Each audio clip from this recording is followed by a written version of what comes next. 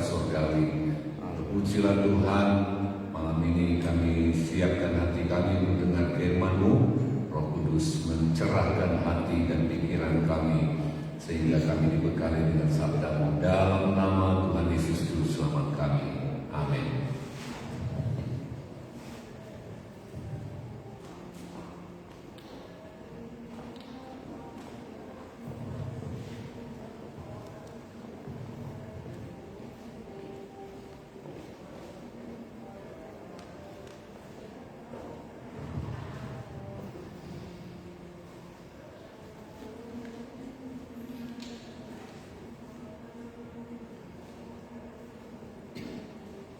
Shalom, puji Tuhan, syukur pada Tuhan.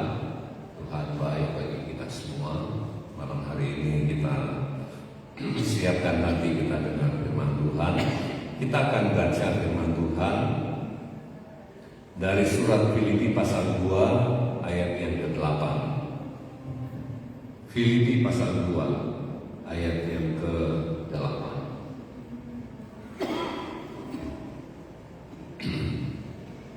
Kalau sudah temukan, saudara katakan amin. Mari kita baca sama-sama ayat ini mulai. Dan dalam keadaan sebagai manusia, ia telah merendahkan dirinya dan taat sampai mati, bahkan sampai mati di kayu salib. Amin. Nah, Bapak Ibu dikasih Tuhan, satu ketaatan yang menjadi contoh, yang memberi teladan bagaimana ia menunjukkan ketaatan pada Bapa dalam kehidupannya selama dia berada dalam dunia ini, yaitu Yesus yang kita percaya, yang kita sembah. Bahkan dikatakan Ibrani pasal 5 ayat yang ke-8, hal yang sama juga dicatat. Sekalipun dia adalah anak, ia telah belajar menjadi taat melalui apa yang dideritanya, ya. Sebabnya dikatakan Filipi 2 ayat 9, oleh karena hal tersebut Allah sangat meninggikan dia, ya, sangat meninggikan dia dan mengaruniakan kepadanya nama di atas segala nama. Jadi satu kesimpulan yang boleh kita lihat malam hari ini, bahwa Allah sangat berkenan kepada orang yang memiliki sikap, satu karakter yang disebut taat, ya, taat.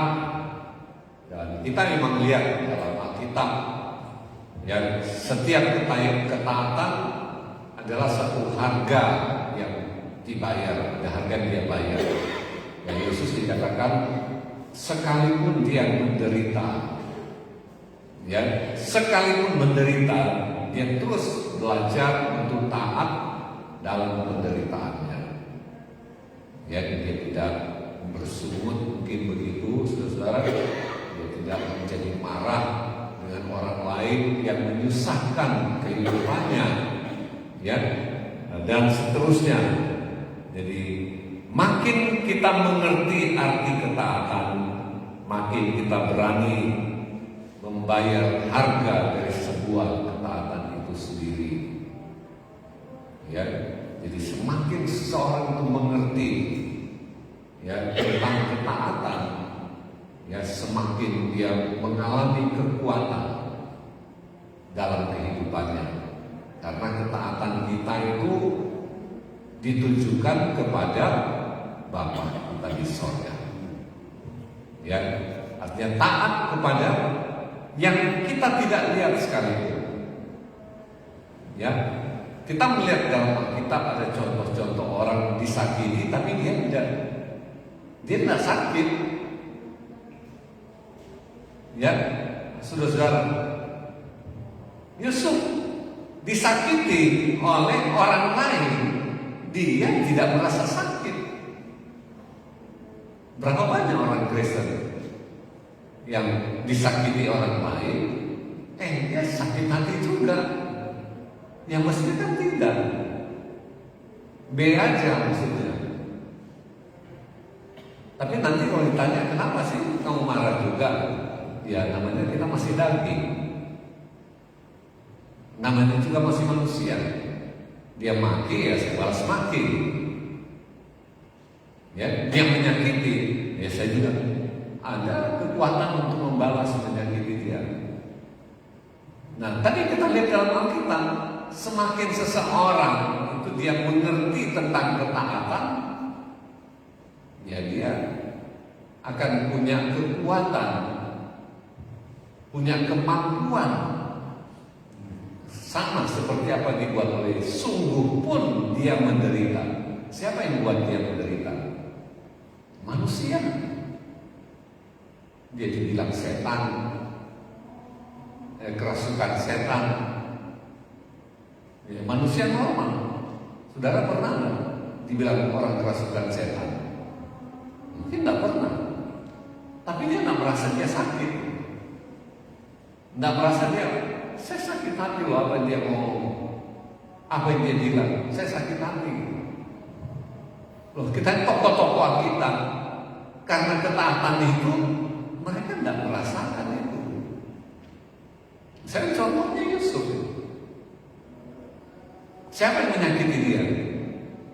Kakak-kakaknya, saudaranya sendiri. Orang yang saya bilang tidur di satu rahim yang sama. Betul nggak saudara?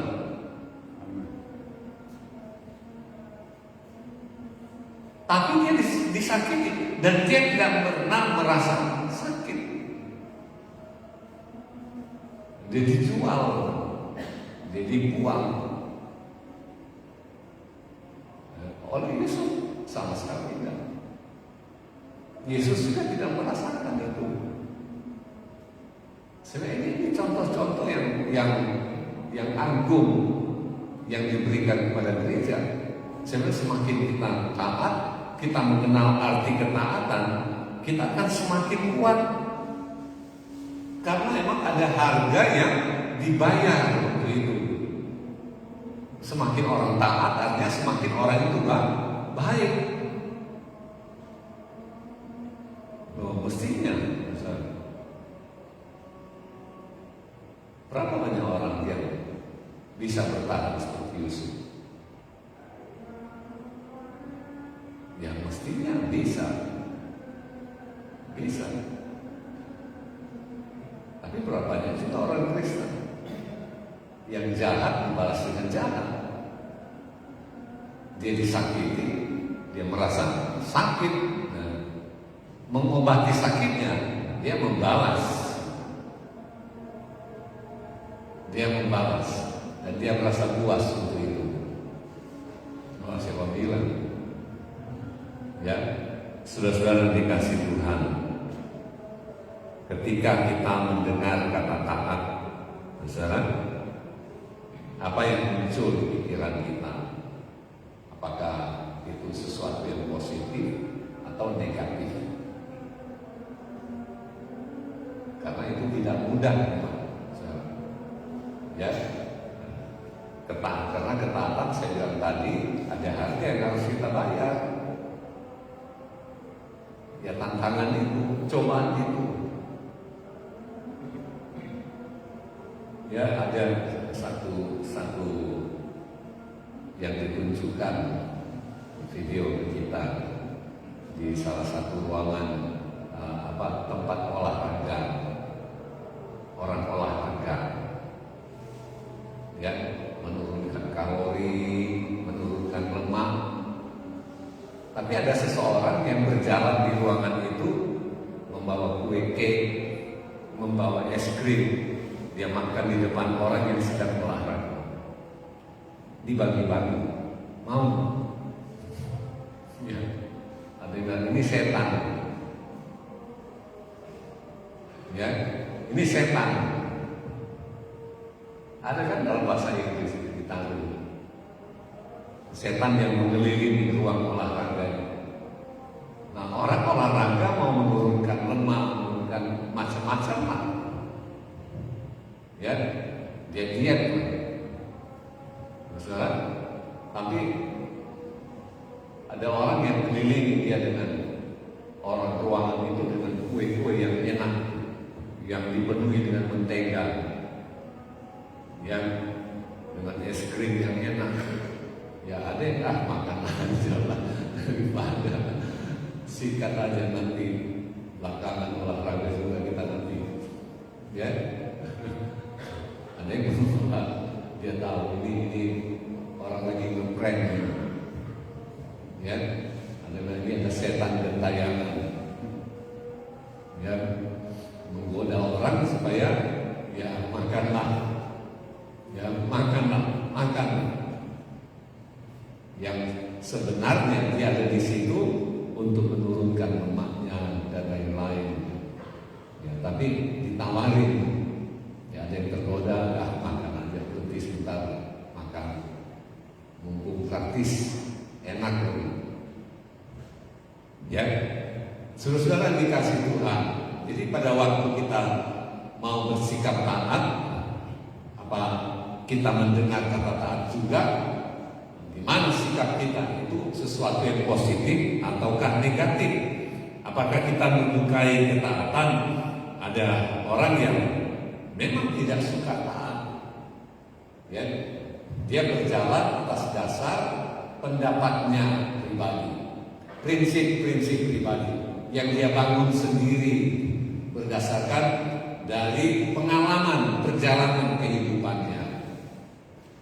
Ada yang begitu, ya. Makanya saya bilang kan, sekarang kan ada banyak tumbuh, ya kita nggak punya kewajiban terhadap orang tua, ya karena kita lahir bukan keinginan kita. Nah, jadi nggak ada apa-apa. Orang tua nggak bisa bergantung ke anaknya dan seterusnya. Jadi mungkin orang yang bicara itu dia punya pengalaman kehidupan yang kemudian menjadi prinsip yang dia bangun di nilai-nilai kehidupannya sendiri, bukan pada nilai-nilai secara umum, ya saudara dikasih Tuhan.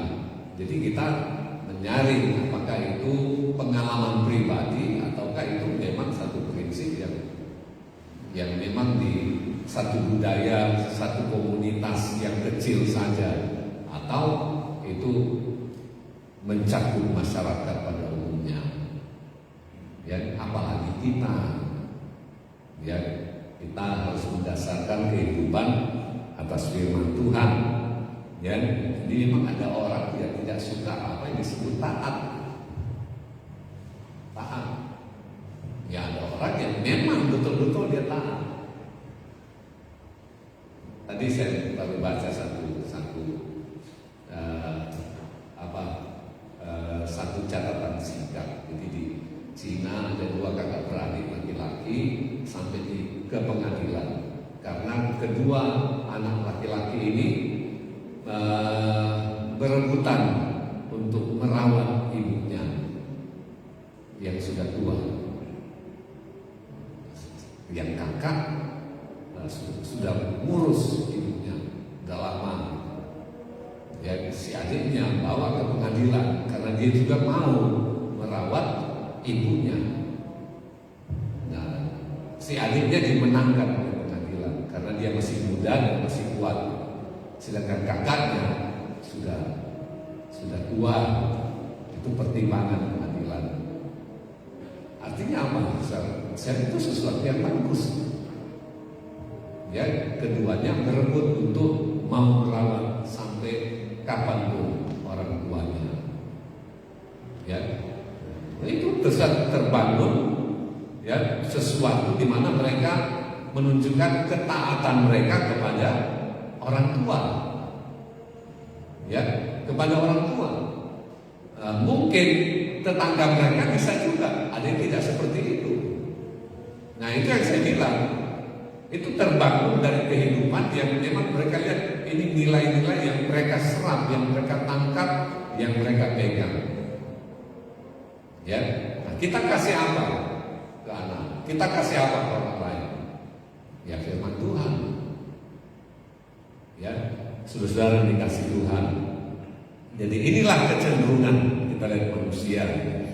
Ya, sejak zaman yang dan katakan dari Adam, Hawa, ya, sampai masa sekarang orang cenderung mengikuti keinginan sendiri, keinginan pribadi, yang merasa dia unggul, yang merasa dia pintar dan lain sebagainya. Ya, nah, ada orang-orang yang mengerti dengan baik. Sekalipun tadinya orang itu mungkin hidup dengan seperti yang saya katakan tadi, dengan nilai dan prinsip yang sudah berjalan dari pengalaman hidupnya. Tapi kemudian dia mendengarkan firman Tuhan yang bisa berubah, ya, yang bisa merubah kehidupannya, dan itulah yang terjadi. Artinya apa, saudara? Bahwa hanya Tuhan yang bisa merubah seseorang untuk bisa taat pada Bapa di sorga. Ya, tidak ada lain, saudara. Kita lihat dalam Ibrani 11 ayat yang ke-8. Ibrani pasal 11 ayat yang ke-8.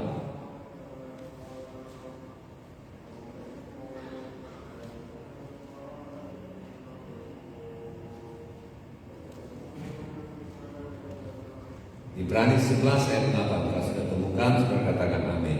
Mari kita baca mulai. Karena iman Abraham taat ketika ia dipanggil untuk berangkat ke negeri yang akan diterimanya menjadi milik pusakanya.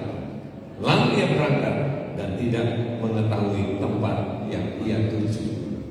Nah, ini kita lihat, dia taat, saudara, taat karena Tuhan yang memanggil dia.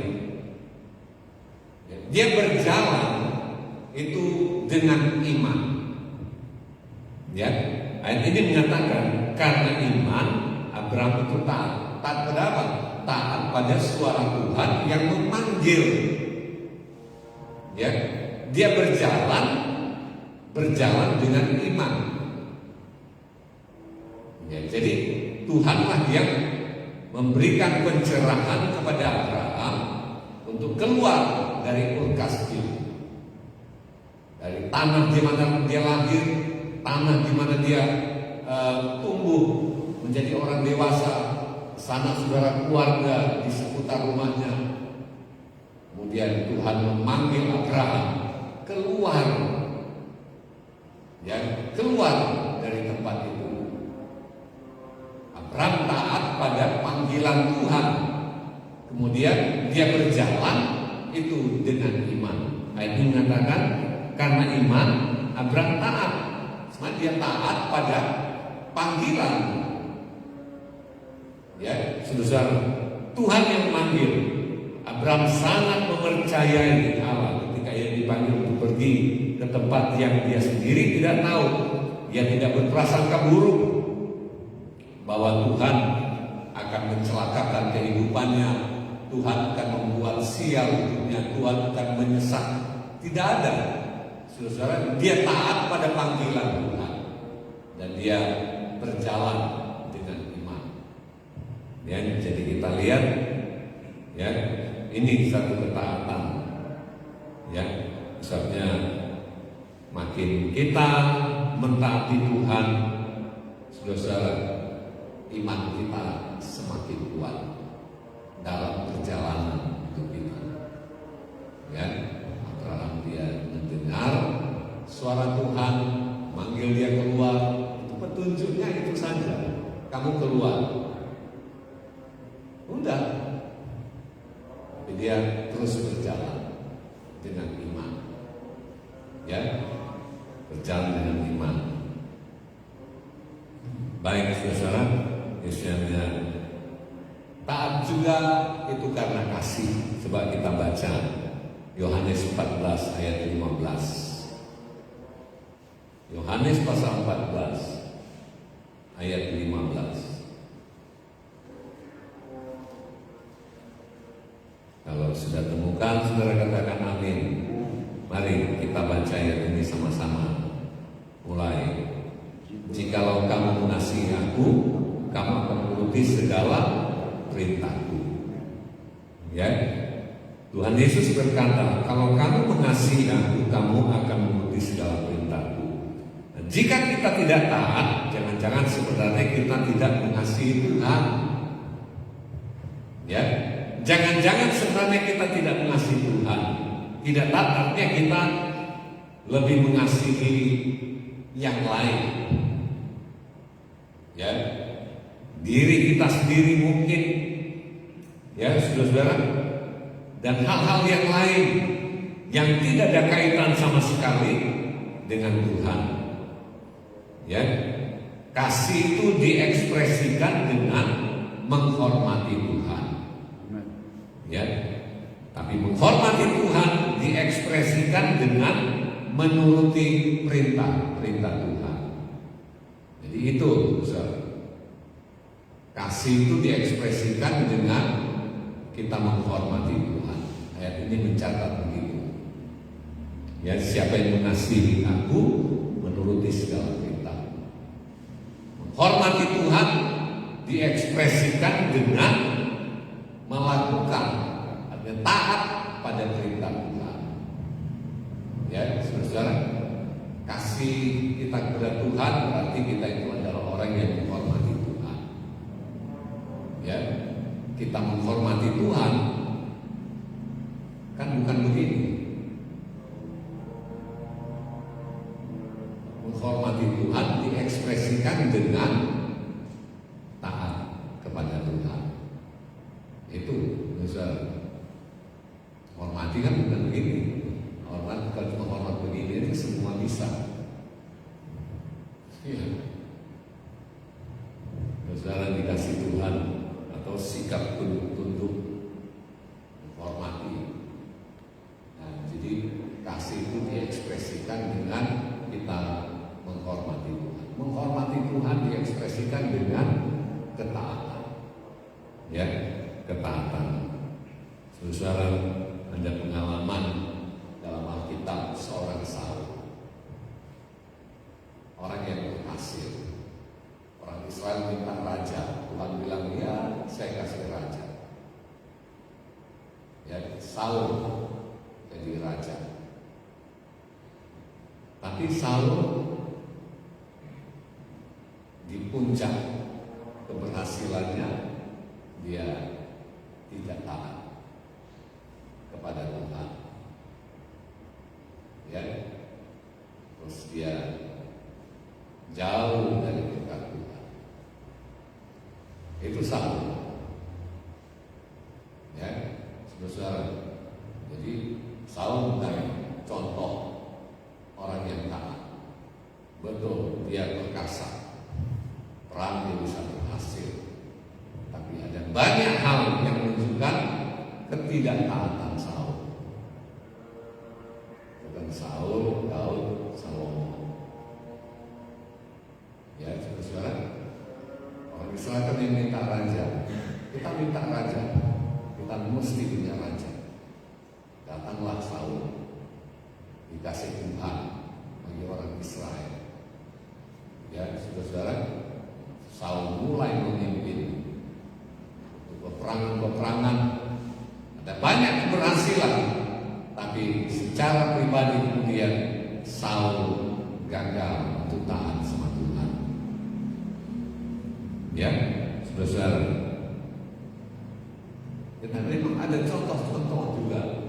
Misalnya di mana ada tokoh-tokoh yang tidak taat, tapi harga yang dia bayar sangat mahal, sangat mahal. Misalnya orang mau taat, misalnya firman Tuhan berkata, Yesus dalam penderitaan dia belajar taat. Artinya apa? Misalnya, itu sesuatu yang betul-betul teladan yang agung. Berbanding jauh seorang raja juga yang berhasil, tapi kemudian dia juga pernah gagal